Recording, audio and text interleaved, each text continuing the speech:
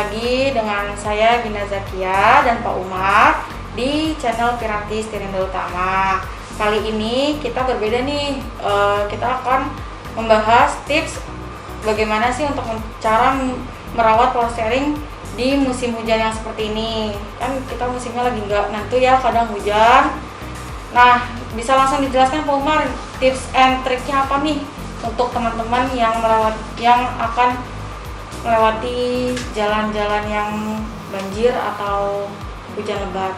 Tips yang pertama untuk menghindari kerusakan power steering maupun yang hidrolik ataupun IPS pada musim hujan ini, yaitu kita cek karet bootnya ya. Untuk semua kendaraan yang menggunakan sistem power steering IPS ataupun hidrolik yang menggunakan mesin rack steer, ini ada yang dinamakan karet boot.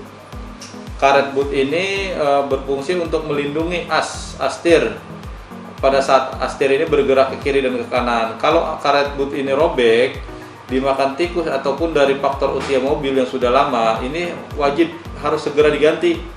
Karena kalau nggak diganti ini bisa mengakibatkan karat. Karat itu kalau untuk hidrolik dia akan bocor olinya, kalau untuk IPS dia akan habis giginya. Jadi kalau bolong, jadi akan kemasukan air. Nah, air itu penyebab karatnya, iya, dari astirnya gitu. Nah, untuk lainnya? Untuk yang lainnya itu bisa diakibatkan karena karet boot ini biasanya karet boot ini nggak sesuai dengan, terkadang ada pernah mengganti yang tidak sesuai dengan diameter lubang racknya. Jadi dia akan masuk ya, ke dalam sisi-sisi bagian celah ininya, celah lubangnya. Terus kalau untuk yang power steering elektrik itu kan biasanya ada yang rack manual elektrik sama yang ada motornya. Nah, yang lebih berbahaya ini kan yang ada motornya. Itu cara pencegahan supaya tidak kena air bagaimana? Untuk pencegahan pertama ya, kita lihat karet bootnya. Yang kedua, pada posisi kita berkendara, kita usahakan kita menghindar ya untuk melewati genangan air. Karena selain karet boot itu, kalau untuk yang ada motornya dia bisa masuk dari bagian lubang atas pinion seperti itu. Jadi bisa masuk dari lubang atas pinion masuk ke bagian bawah as. Nah, itu terjadi karat sehingga dia oblak bunyi. Kira-kira yang mobil elektrik yang model racknya itu ada motornya itu seperti apa? Apa aja? Untuk mobil yang rack elektrik atau IPS yang menggunakan rack steering yang model langsung ada motornya itu CRV tahun 2008 sampai sekarang itu yang CRV 2008, terus juga Suzuki Swift, Splash. Itu juga termasuknya racknya model tipe ada motornya. Jadi itu untuk teman-teman yang punya mobil seperti itu, melewati genangan air sebaiknya dihindari, harus cari jalan yang lain karena itu akan bisa pengaruh masuk ke dalam motor racknya, dan itu bisa jadi buat koslet gitu. Jadi mobil itu pada posisi kita berkendara, terkadang mobil itu entar mati, entar hidup, entar mati, entar hidup. Itulah kerusakan awalnya. Kalau kerusakan yang sudah fatal, dia akan mati total. Nah, batas kira-kira kan kita udah berpengalaman nih, batas airnya tuh semana ya di ban itu kalau boleh melewati genangan air. Untuk melihat kondisi genangan air itu kita bisa lihat pada posisi mobil yang di depan kita. Kalau melewati dari batas baut roda itu jangan sampai kita lewati karena itu otomatis air akan masuk. Kalau di bawah baut roda itu masih bisa kita lewati. Iya, seperti itu. Kalau bisa harus dihindari karena itu akan merusak ya. Iya, karena akan merusak.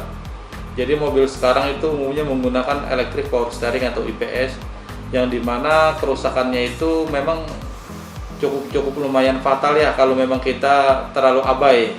Jadi kita gampang lah masalah air ini, kita terobos jalanan genangan air, ternyata begitu setelah 1 atau 2 hari mobil itu akan mati total biasanya seperti itu. Nah, bila kalau misalnya mobilnya sudah terlanjur kerendam banjir,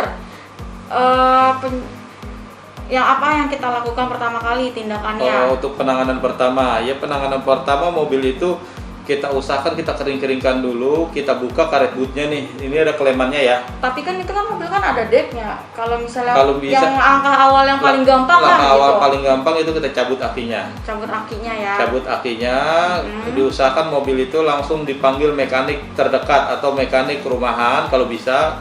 Kalau di towing bagaimana? Lebih baik atau? Kalau di towing bagus juga, jadi itu langkah awal kita ya untuk mengantisipasi kerusakan yang cukup fatal. Nanti dari mobil tersebut baru kita bawa ke bengkel yang dekat dengan lingkungan kita, ya, yang memang bengkel tersebut yang sudah berpengalaman. Ya, jadi untuk langkah awal untuk teman-teman yang sudah terlanjur mobilnya itu kerendam banjir, kalau bisa dicabut dulu akinya, baru tindakan yang kedua itu ditowing aja mobilnya langsung ke bengkel daripada nanti udah keburu konslet duluan gitu. Karena itu spare partnya susah juga dicari ya. Kalau untuk dari berbagai jenis mobil ya, kita umumnya ada juga yang gampang dan ada juga yang sangat susah karena terkadang ATPM-nya ini sudah tidak ada di Indonesia. Seperti itu. Itu saja penjelasan dari kami, tips merawat power steering di musim hujan dan saat banjir. Untuk selanjutnya, bila teman-teman ada pertanyaan atau mau konsultasi dulu, bisa langsung WA ke WhatsApp kami. Dan jangan lupa di subscribe channel YouTube kami, yaitu Piranti Tirindau Utama, dan nyalakan loncengnya. Sekian video dari kami. Wassalamualaikum warahmatullahi wabarakatuh. Salam setir kanan.